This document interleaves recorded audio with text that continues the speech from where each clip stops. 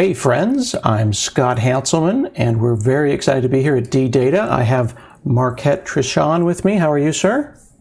Hi, pretty good, sir. Thanks for having me today. I appreciate your lab there. You've got all the plans and the things that you're doing on the blackboard in the background. Yeah, this is what we do when we want to pretend to look smart. We go in front of the smart wall, so that'll make this interview a lot easier. I love it. So we are here to talk about the LoopLink project. This is an experiment in forking and expanding and getting involved in the open source hardware environment. So let's start and let's hear from Marquette about yourself.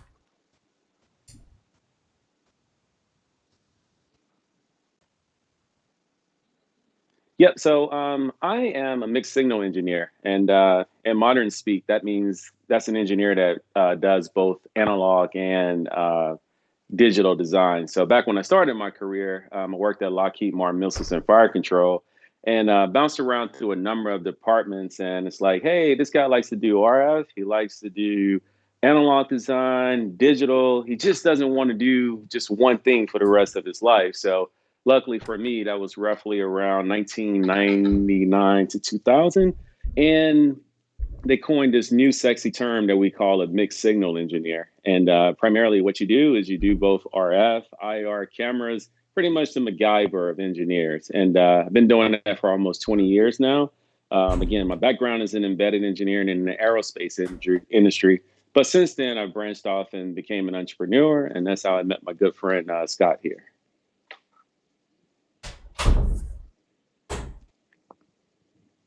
So when we're not doing really heavy, deep, and technical IoT projects for clients, my hobbies and passions are really trying to find ways to use IoT and the modern electronics to solve real world ancient problems as old as planting crops. So in my personal time, I spend a lot of time with nonprofits, charities, folks that are really out there giving in the community. And what we do is we go in and find projects where we can tie IoT into legacy industries like farming and agriculture. And the good mix of this is you bring something that's, been around, proven and true, tried and true in terms of farming, and then you apply something like digital irrigation, digital dosing of fertilizers and things like that to see if you can get in there and help folks improve their yield. That's really important for me as I work with the Libby's Legacy Breast Cancer Foundation. They're finding that when they treat patients with cancer, they get much more favorable outcomes when those persons are getting a really good nutrient dense diet. And for us, the main crop that we like to grow is something called microgreens, which, as you know, really before you get to the first true leaf, you really have a very nutrient dense crop that you can feed folks. And it grows within 7 days. So that's a really big, important project that we're working on down here in Orlando, Florida. And in addition to, as you can see over to the right, those are both my boys and some of the other athletes that I train in terms of AAU basketball. I really try to get those kids out there away from all the computers and out there into their community and helping to participate in these projects. And before we get to my introduction, it's worth pointing out that that's an open source irrigation system, automation system. It's a closed loop of sorts, so that when I came to you with some conversations around diabetes, it really was something very intuitive. It wasn't just, hey, here's a piece of hardware and software that we can work on. It's like, oh, I'm doing open source closed loop systems in other ways to help things grow, which I think is pretty cool.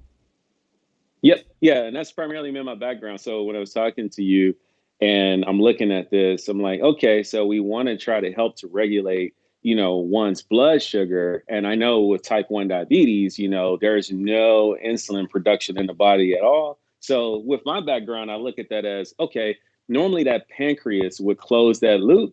And in this particular case, we're using hardware to do it. And I just found it really fascinating, the great work that you guys have already done over the last couple of years. So it's like, definitely, if there's anything I could do to improve it, and here we are, about a year later with this little project we did. Very exciting. So my name is Scott Hanselman. I've been diabetic for a quarter of a century now. I work at Microsoft. I've been doing diabetes hardware and software for a very long time. Back in the 90s, I wrote a thing called GlucoPilot.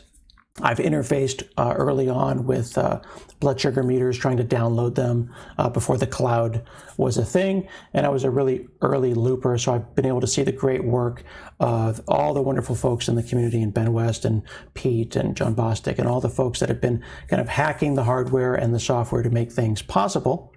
Which brings us to what Marquette and I were deciding to work on. So, I've got Riley links. I've got probably 6 or 7 different Riley links here. And we know that the Riley link is that Bluetooth to radio frequency bridge that one uses to take the Loop application on an iPhone or the Android version and bridge that Bluetooth to 900 or 400 megahertz gap, whether it be to a Medtronic or to a Omnipod.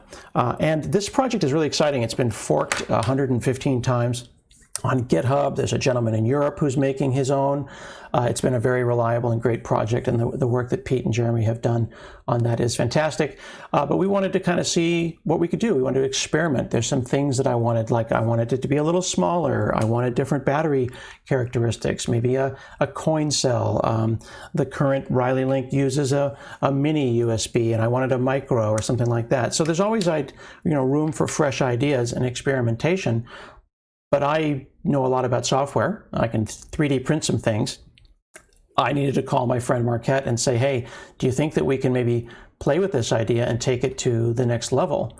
And that's where I wanted to talk to you, sir, about how do you even create hardware? How do you even get started? How are hardware boards made? Yeah, that's a good question. So there are a number of hobbyists out there, and tech startups that really the genesis of an idea is wanting to create something to maybe control something, or shine some lights, or even with smartphones, open up new ways of communicating. So really, a lot of these concepts will start with a whiteboard like I have behind me, or a blackboard in that case. You sketch out a napkin of what you want to do, and then you go from there. In the case of the Riley Link, a lot of that work was already pioneered. I'm sure over the last several years, there's been countless professionals who have lended their time to this project. So when you get a concept like that, it's really like 90% of the way there. So when you're coming in and forking something, you really just look at ways that you can improve, with the lessons learned, a lot of feedback that you've gotten from the community as a whole, and see, if that stuff permeates it to the top enough to where it's something that you really want to invest your time in actually forking. In this particular case, with Scott and talking to you, definitely we saw some areas where we could lend our expertise in improving the antenna subsection and those things. You only have so much battery life, right? So with RF, it's really about efficiency. I mean, if you make small strides like improving the antenna, you can get an 8-fold increase in range. And so for us, we wanted to do 2 things. We wanted to try to improve that range and also make things more efficient, meaning that with less battery, we can go longer, and then you can get the size of things down. Mm-hmm. And we went to folks like Pete. This is a conversation from last year. We shared some early board examples here, and you can see that Marquette is using different tools to design the board. So the hardware board gets designed in a software application. It's kind of like sketched and conceived of in software and simulated in software. And then, we initially kicked it off and we looked for some feedback, and then we kind of disappeared for a while because this is a little while back. And the reason that we disappeared, because there's a lot of testing, isn't there? Like you told me, it's all about the testing. Here's you actually doing some testing in your lab. Yeah, so to that point, when we started that board, the good thing about the project as we inherited, it was in a nice open source software called EagleCAD. I really like that. For me, on a day-to-day basis, and my clients, I have to use a bit more professional grade tool, which is Altium. The good thing about it is that once we release this stuff, we'll be able to export it, and you'll be able to pull it back into EagleCAD should you choose to modify something. But for me, as a professional, and my team and my staff, I have to work quick, and we have these distributed libraries and things we're using. So Altium is just my tool of choice, But rest assured, this will be back in EagleCAD, and you'll be able to import it and go on and modify it and improve upon it some more. And so, what we spent over the last couple of years, over the last year, we started off by making this board that we found that the majority of our time was done during in the testing and things like that. So when you look at this layout, at one point we were going to go away from the chipset that you guys were using in the past and put something down that was a lot smaller. But that was going to require us to go in and do a lot of firmware rewrites. And that's the thing about engineering, I think that's remiss sometimes, is that when you try to prove something, a good engineer is going to look at things in terms of risk, what's the cost associated with, and sometimes more importantly, the schedule. And if you look at all three things, sometimes you may have a great concept, but the risk of pulling it off in a reasonable amount of time where you could help people, and as you guys like to say, we're not going to wait, right? So in that particular case, we decided to go in and bring the schedule in and say, let's go ahead and just improve the areas that matter most. And for that, that was going to be the battery life and the overall efficiency of the antenna space and the flexibility to go between the Medtronic pump, the Omnipod, and even into Australia, where you switch over to that 868 bandwidth. Do that intuitively and be able to achieve that in one form factor. That was the real takeaway that Scott really, wanted to make sure that we kind of, imparted upon this design. And do you find yourself moving between different applications? Because I'm familiar with like 3D modelers, and you were saying that there's EagleCAD and there's Alteon and there's different things like that. When you're trying to develop and decide what this is going to look like, what's the difference between the board layout that we saw in those other photographs and something like this here? That's a very good question. So the main thing that you want to do when you're trying to design geometries, really keep it simple. Rectangles are really good geometry because it allows you to pack in a lot of boards. So for us, we design using pick and place machines. And so there's things like, the tab routes and the rails that you have to put on there in order to run it through the pick and place machine, the panel sizes and all that. So for us, it was important to put you back to a geometry that you can quickly and easily produce. And then if you want to get that cost out of this thing, you can pack in a lot more rectangles than you can per se a circular geometry on a PCB. And 1 second, I'm going to show you what I'm talking about there. I just got to grab something off camera.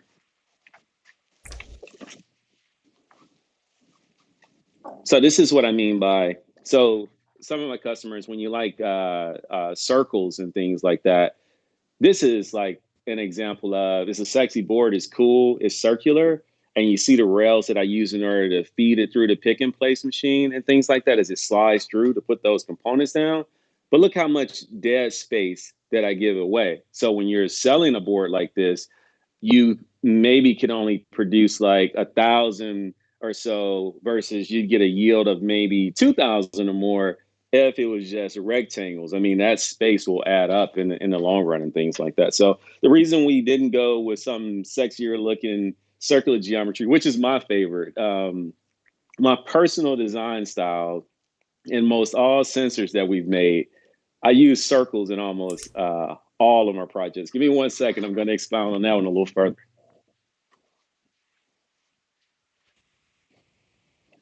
And this is a sensor here we call the climate tag. But if you look at it, again, you put this on a wall, double-sided stick tape. It's like a little environmental sensor.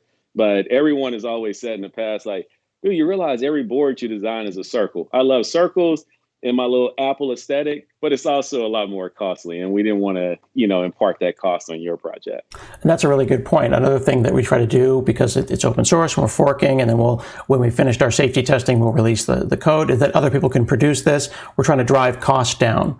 Now, when I look at something like this, what's going on here? Are these still attached to each other, or are these this is a giant wafer? This is normally these boards will come in like this panel. So what you see there, there's just a little piece of cutter like machine that we run them to. So those boards there have already been depanelized. Those have been, tested on a panel. And then there's like this little machine we use. where we come through. And they do this all at the fab house, by the way. So, and I mean fabrication house. It comes through and just routes them out for you, and you can get them as individuals. Most customers I ship these things to in the panels, and they'll put them in their own products because we white label and make a lot of sensors for some customers that say, hey, I have my own factory. I just want you to do the design, produce me a panel, give me a big PCBA file. And then after I test it on the panel, they'll take it and run with it because they have different processes. Like if you're going to come in here and do things like conformal coat, which will make it more tolerant to extreme environments and things like that. The best thing to do is to do all that stuff on the panel, and thou shall not cut out until you're absolutely going to put it in a case or something like that. I gotcha. And then, of course, when you did originally early runs, you do like maybe 5 or 10 of these, send me a test, and then once you get it nailed down, you stop iterating, and then you start going at bigger scale, and you could do thousands of these, right? Absolutely. So yeah, when the industry, so I've done a lot of ASIC work. So when you're doing like a new chip or a new FPGA or something like that, there's this thing we call a Moses run, which is literally the first run of something. And when I do a Moses run, sometimes I iterate there. Like I'll put 3 to 4 different antennas that I want to try and different things like that, pack that into a single panel. And then I got such good relationships with my fab houses that I'm really doing like 3 different designs with 3 different silk screens, and I'll test them out. That's the thing to me, is that you need to try to innovate, test quickly, fail fast, and throw that thing in the trash as soon as it doesn't work. It's not worth time spending there because you only made one version of something, and now you're another 6 to 8 weeks trying to get another iteration. Just go ahead and spend the money now. And then Altium, that tool is a really, really good tool for being able to penalize and stuff like that. And that's what makes something a professional grade tool versus a hobbyist, is how fast you can go and iterate different changes and things. And you're going to make mistakes and you're going to fail. So you just have to do that as quickly as possible. That's a good point. Like as a hobbyist, I could probably go and ask someone locally here or someone in China, make me one of these or make me 5 or 10 of these. It's going to cost me a lot. Yep. But if I do this in bulk, like our friends with the Riley Link at Get Riley Link do, once they have their bill of materials, like they know what chips to use, they know the layout of the board, then they go and they do it n number of times. Yep. Absolutely. Okay. So the other thing that was exciting that I wanted to talk about was thinking about batteries, new shapes of batteries. In the past, I've used these little lithium ion kind of lipos that I use in my drones and things like that. I did not know that there are, in fact, coin cell lithium batteries, and you can really get this thing down to sipping power, can't you? Absolutely. So the thing about batteries, there's a lot of different chemistries, and the shape and form factor of a battery is not always synonymous with what's in the battery. Because in a legacy sense, before lipos, when you thought of a coin cell battery, it was just a 2032 primary cell that you would have, on the motherboard of your PC and things like that. In recent years, folks want to be able to still have those coin cells, but the ability to make them rechargeable. So when you look at a coin cell can be lipo, it can be just a standard. I mean, I've seen just regular lithium batteries come in like half AA's and all that stuff. Most important thing about selecting a battery is making sure that you get enough capacity, and also what that battery is going to do for you towards the end of life. Like, is it something you can charge 100 times over? Do you need really, really high capacity? In the case of a lipo, that type of wet, spongy chemistry is very, very good for quick dissipation. That's why when you look at real high C batteries like a 6C or 8C, that battery is saying it could discharge itself at up to 8 times the current rating on the package, which is very, very important for a drone. But you don't really need all that to run a low energy radio that you're using in this LoopLink. So it was important for us to kind of back down on a lot of that stuff, because this is a low energy radio. Most it spikes up to is going to be 16 milliamps of current, but that's a very quick duration. And for the most time, it's pulling just a few milliamps. So to us in our studies and testing this extensively, we determined that you can back off some of those drone batteries that you're using, Scott. Yeah, and that's really exciting because it gets smaller and smaller. You can see here I was just using a little tiny box to hold an early LoopLink, and I still had a little extra room. And then you've got one that's closer to production there next to a quarter, which is smaller and thinner than we're used to. But this actually brings us to towards the end, but also the meatier part of the conversation, because for you, this was pretty simple. You were excited about the project, but you did it. But then your brain started moving. I could tell the wheels started turning, and you saw a potential future for smarter devices. So maybe you could talk about some of your ideas for devices that could make our lives easier in the future for diabetics. Yeah, sure. So thanks for that lead in. So for me, the best thing as you get more experience with engineering is to seize a project that's as easy as it is and you can to in order to have some success. This particular case, you really already had a great design. Working in the aerospace industry and the number of teams that I've worked with in multi $100 million products with, strike seekers and missiles and things like that, I was very impressed with what you guys have already done in this community. I find that the product that you have, marrying the BLE and the sub 1G and all that stuff into that little board, kudos to everyone out there involved with that. And for us, it was really just helping you do some things that we do around the office every day. Um, my next thing, if I could contribute something and working with you guys in the future, would be to get in here and see if maybe we can run a what I call an open loop. So you already have this nice algorithm.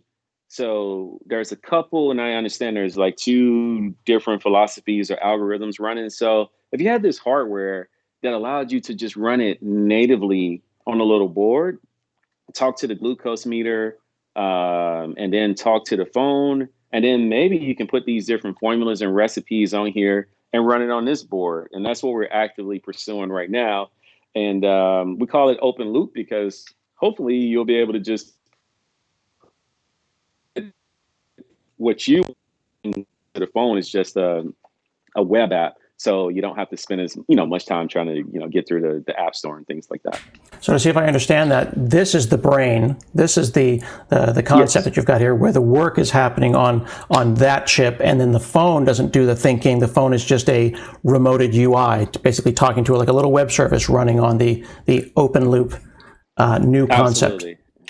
Interesting. If you do it, you keep your same, like I say, don't fork, don't make something new that sets you back. Like I'm very impressed again with the current app and things you have, the layout, the look and feel. That should stay the same for the users. This should be transparent to them. But in the background, we have a different mechanism that's running the thinking on there. And just like any other web interface, it transports JSON and different things like that to tell it what's going on, and it allows you to decouple. So the next thing you can do is, for me, as I coach, both soccer and basketball, having a few athletes on my team that are diabetic with type 1, I envision a world where you have this thing with uber range and it's just there maybe in a bag or something like that. And that person can get far enough from that device to feel like, the freedom and autonomy to be able to move about and compete and things like that. And I think this particular architecture, if we can get this, folks to latch onto it, I think this could do some real good in the community and add on to what you already have. Very cool. So in the short term, we're testing LoopLink, and we want to say thanks to our friends that made Riley Link and worked so hard in the community. We're standing on the shoulders of giants. Big thanks to the Night Scout Foundation for their help and to support.